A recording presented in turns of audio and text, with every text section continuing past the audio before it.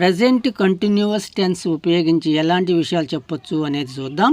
ముందుగా actions in progress at the time of speaking అంటే మనం మాట్లాడుకుంటూ ఉన్న ఈ సమయంలో ఇప్పుడు ఏదైనా ఒక పని జరుగుతూ ఉంటే ఆ పనులను చెప్పడానికి ఈ టెన్స్ ఉపయోగిస్తాము.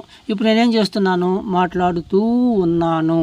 I am speaking. నేను మాట్లాడుతూ ఉన్నాను అనేది తెలుగులో అయితే లాస్ట్లో చెప్తాము, ఇంగ్లీష్లో అయితే సబ్జెక్టు అయి తర్వాత చెప్తాం. ఏ సబ్జెక్ట్ అయినా ఆ సబ్జెక్ట్ తర్వాతనే ఉన్నాము అంటాము. తర్వాత వెర్బ్కి ఐఎన్జీ ఉంటుంది.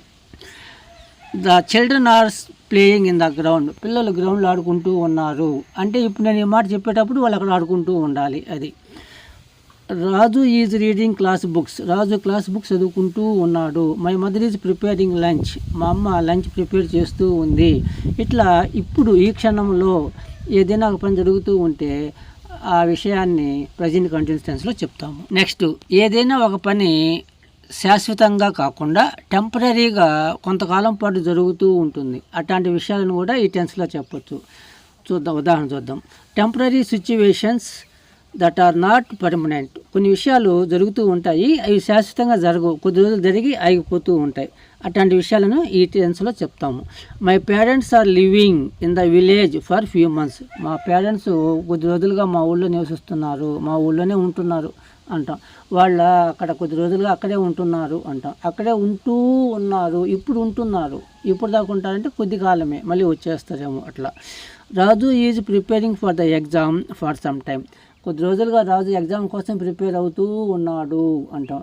అంటే ఆయన ప్రిపేర్ అవ్వడం అనే పని కొద్ది రోజులుగా ప్రాసెస్లో ఉంటుంది, జరుగుతూ ఉంది. ఇప్పుడు కూడా ఆయన ప్రిపేర్ అవుతున్నాడు.